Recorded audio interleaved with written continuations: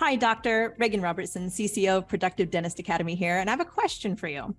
Are you finding it hard to get your team aligned to your vision, but you know you deserve growth just like everybody else? That's why we've created the PDA Productivity Workshop. For nearly 20 years, PDA workshops have helped dentists just like you align their teams, get control of scheduling, and create productive practices that they love walking into every day. Just imagine how you will feel when you know your schedule is productive, your systems are humming, and your team is aligned to your vision. It's simple, but it's not necessarily easy. We can help. Visit productivedentist.com/workshop. That's productivedentist.com/workshop to secure your seats now. What seems impossible? How can you challenge yourself? And how can you commit to it so that way you can get it done? Because you don't have to eat the whole elephant in one bite. It's how do you eat an elephant one bite at a time? Welcome to the Everyday Practices Podcast. I'm Reagan Robertson, and my co-host, Dr. Chad Johnson, and I are on a mission to share the stories of everyday dentists who generate extraordinary results using practical, proven methods you can take right into your own dental practice. If you're ready to elevate patient care and produce results that are anything but ordinary, buckle up and listen in.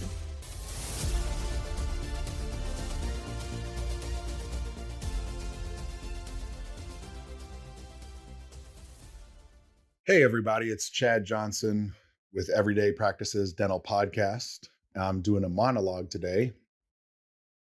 I just finished a swim challenge and I want to talk to you about it. So I was at my workout facility in January and I saw this posted on the door and it said 100-mile swim challenge, February 1st through August 1st. So it's a 6-month 100-mile swim challenge. Swim 100 miles between February 1st and August 1st and earn a free t-shirt and bragging rights. 100 miles equals 3,520 down and backs, or 176,000 yards.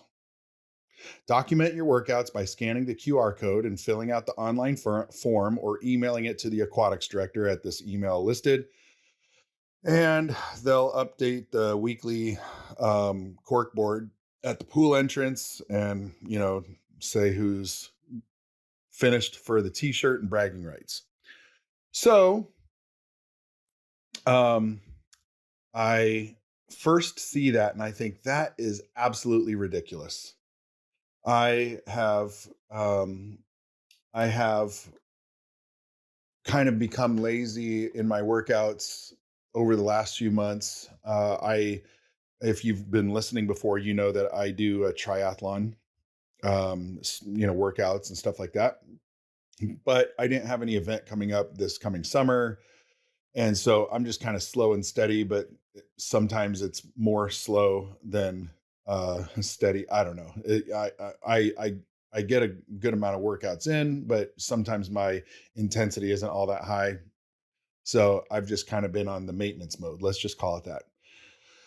So I see this 100-mile challenge and I think that is absolutely ridiculous. I am swimming twice a week right now for a total of 1,000 yards each time. So I got thinking this 100 yards at my current pace would take me 2 years to do. This is absolutely ridiculous.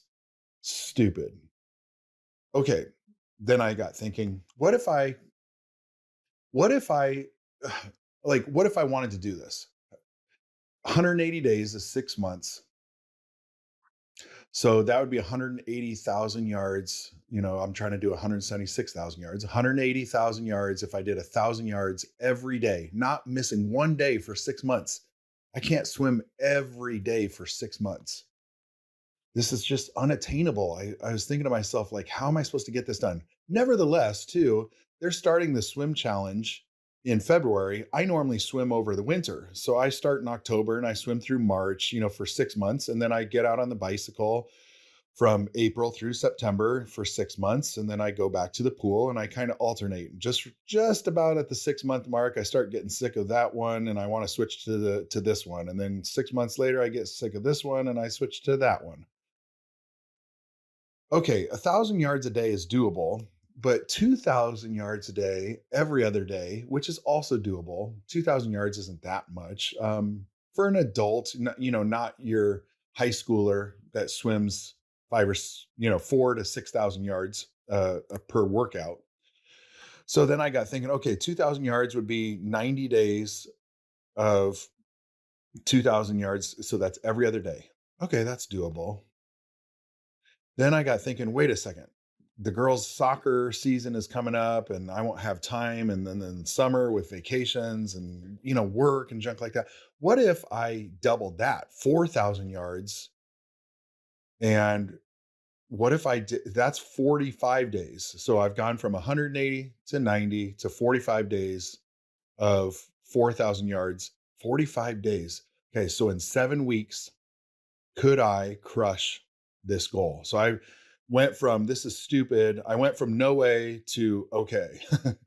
And then I got thinking, that's what I'm going to do. I'm going to smash this 6 month challenge in 45 days.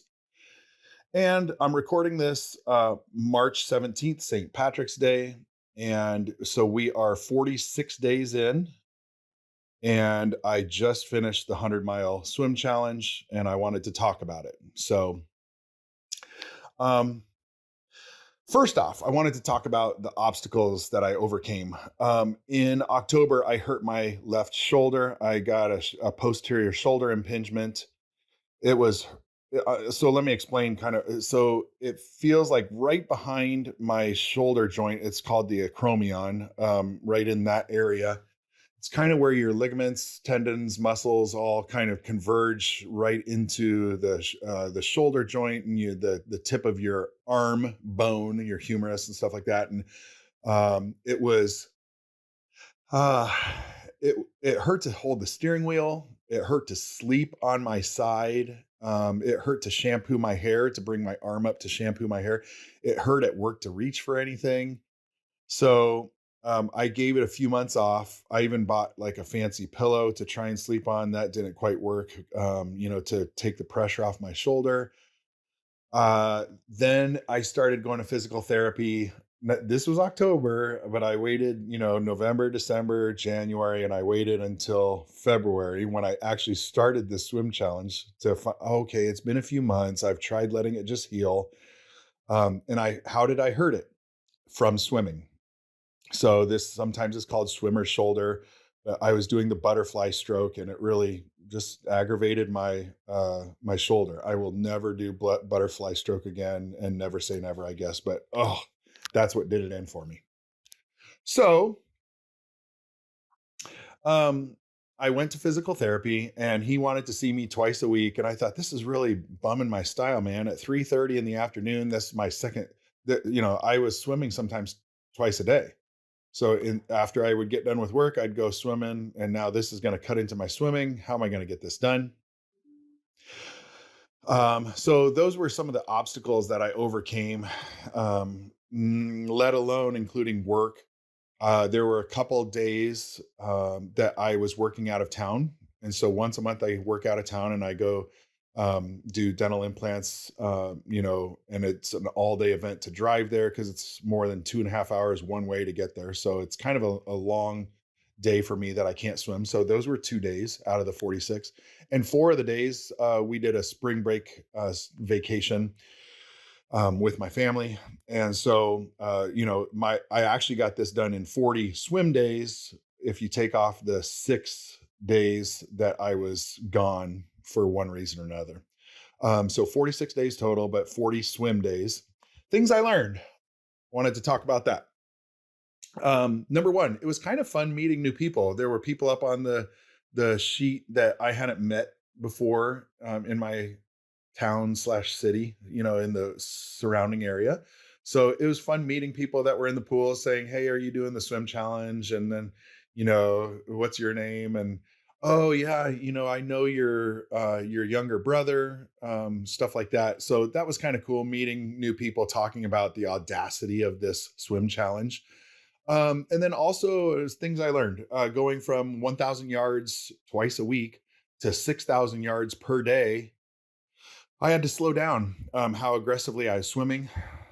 And so like you can't push off the wall as hard. You're going to cramp up, or at least I do as an adult. I don't think, again, junior high and high school students would have this problem swimming 6,000 yards, but as a cantankerous older middle-aged guy here swimming, I had to, watch how quickly I was pushing off the wall. So that way by this, 5,000th yard and 6,000th yard, that my feet and legs weren't cramping up from the push off. I also had to kind of guard my arm. And it's funny that as I was moving my arm, um, from swimming, it started on February 1st that I had given up swimming for a couple months, and I saw the swim challenge and I was like, I'm just going to do it. So February 1st, Thursday pops up, and I start the swim challenge, and I can hardly move my left arm, and so I'm just mostly swimming with my right arm.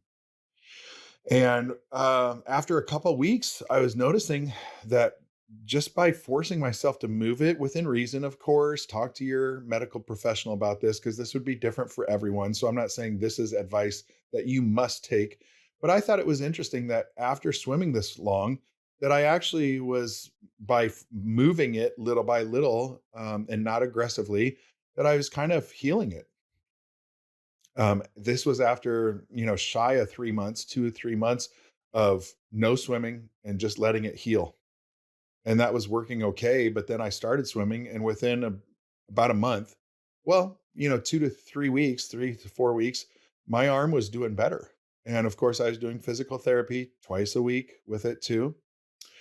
Other things I learned, nutrition played a role. Electrolytes, I had Pedialyte type drinks, bananas, BCAA pre-workout stuff, and I drink a gallon of water every day. But I was more dialed in on that because I just had to be. I normally don't drink electrolyte replacement, and I normally don't eat a banana, before or after my workout. And I upped my protein as well. So, um, yeah, it was. That was good. Also, along the nutrition line, my naps and sleeping became a priority. So, Friday, Saturday, Sundays, I'd swim 6,000, and I got up to 9,000 yards this last week. I was doing 9,000 yards, which is 5 miles in one workout. I mean, holy moly. I never saw that coming. And, but like on a Saturday, I'd actually take a half hour or an hour nap. And my kids are old enough that they can, take care of themselves and let me nap when they hear the fan on right outside my room. So people ask if it was fun, or, like when I do triathlons, if it's fun.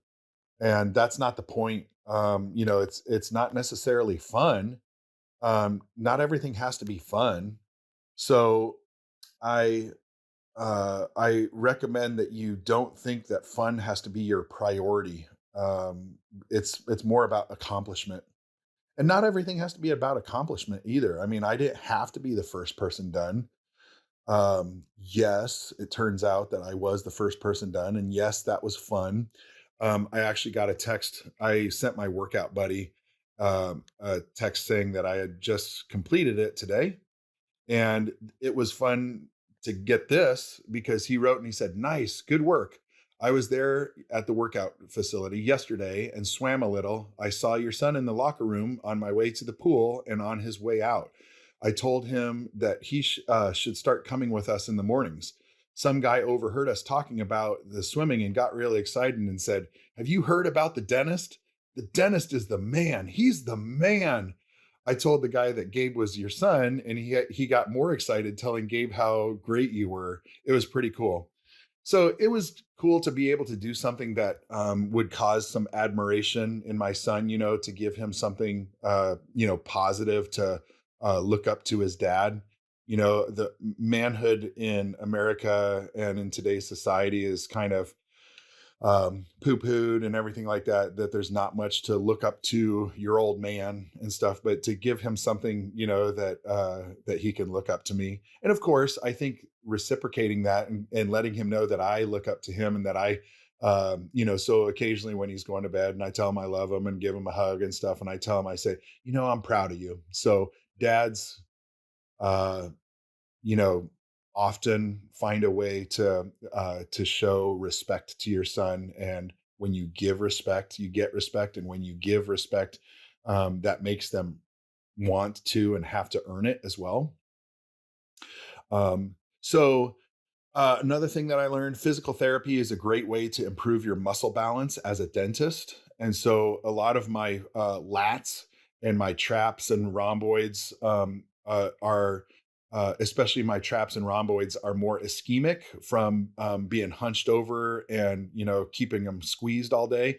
But that you can go to physical therapy and have them work on certain movements before you're injured. So this shoulder impingement that I had was an injury that I had to overcome. And funny enough, here now, 7 weeks into swimming and using it, it's better. And probably 6 weeks into physical therapy.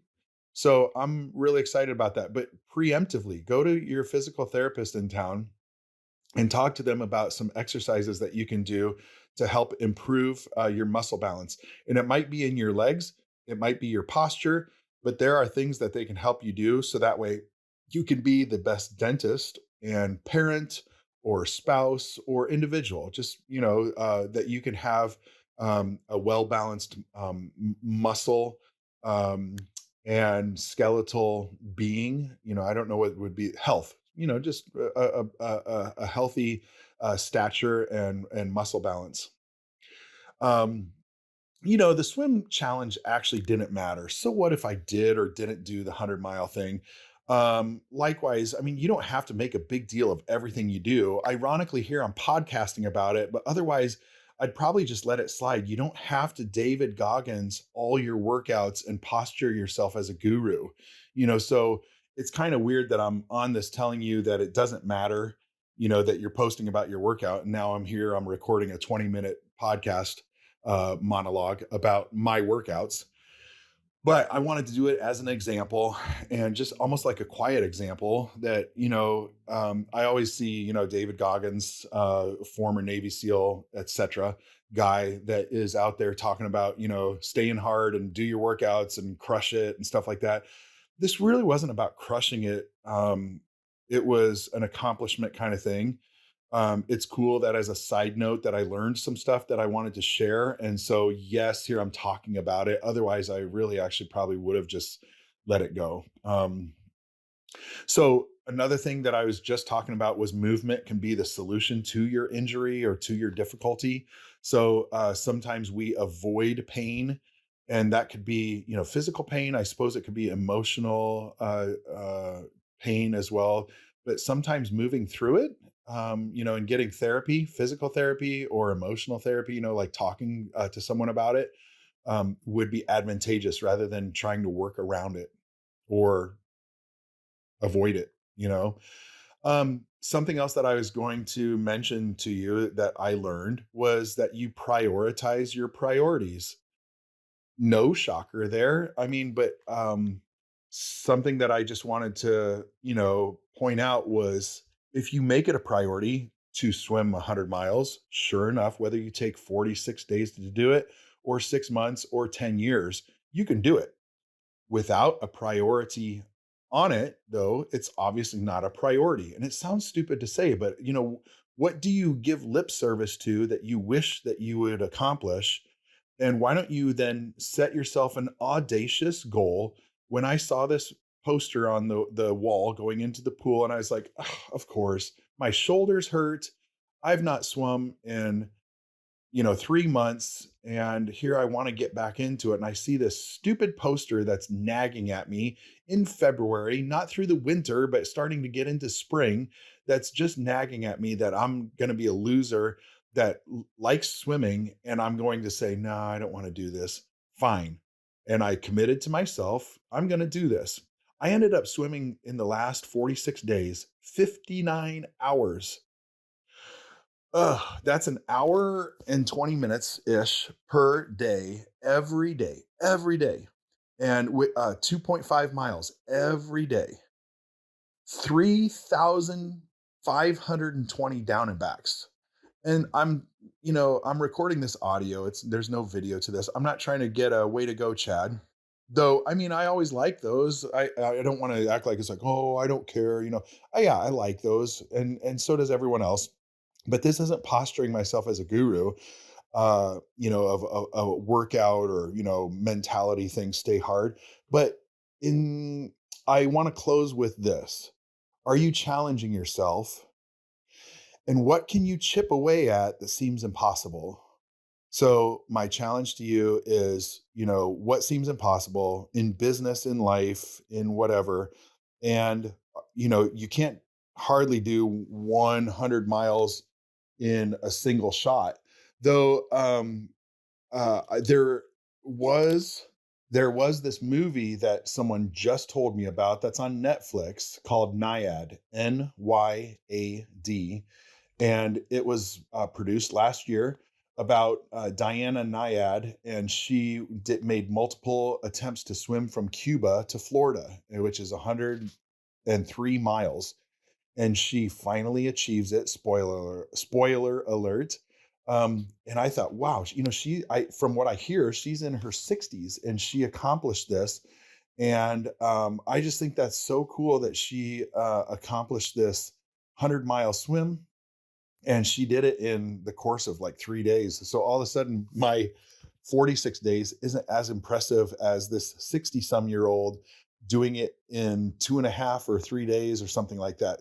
64 years old. Yeah, marathon swimmer. Becomes the first person, man or woman, to swim from Cuba to Florida. How cool is that? So props to her.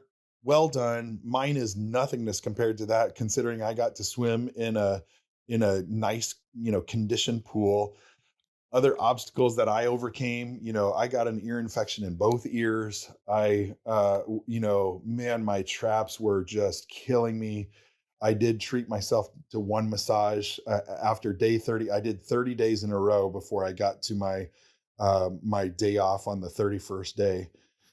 And so, yeah, I treated myself along the way. But again, back to you, what seems impossible, how can you challenge yourself, and how can you commit to it so that way you can get it done? Because you don't have to eat the whole elephant in one bite. It's how do you eat an elephant? One bite at a time. And so challenge yourself, and of course you do, but find those big challenges, chip away at it, take a day off here and there, and let me know what your challenge is and what you accomplished. I do apologize that Regan wasn't able to attend today. She just finished the March PDA work. She just finished the March Productive Dentist Academy workshop, and we have another one coming up in September. So definitely check into those. I recommend that you set yourself a miniature goal of challenging yourself to go to a PDA workshop and learn more about how you can slay it in dentistry. And I've been to many. It's done me so much good. I appreciate Regan letting me podcast monologue style as I talked this through. And hopefully this was advantageous to you today. Write me a comment if you see this on Facebook. What is your challenge, and how are you going to accomplish it? Best wishes to you. And we'll see you next week as we continue on with our book series. Thanks. Thank you for listening to another episode of Everyday Practices Podcast. Chad and I are here every week thanks to our community of listeners just like you, and we'd love your help. It would mean the world if you can help spread the word by sharing this episode with a fellow dentist and leave us a review on iTunes or Spotify. Do you have an extraordinary story you'd like to share, or feedback on how we can make this podcast even more awesome? Drop us an email at podcast@productivedentist.com. And don't forget to check out our other podcasts from Productive Dentist Academy at productivedentist.com/podcasts. See you next week.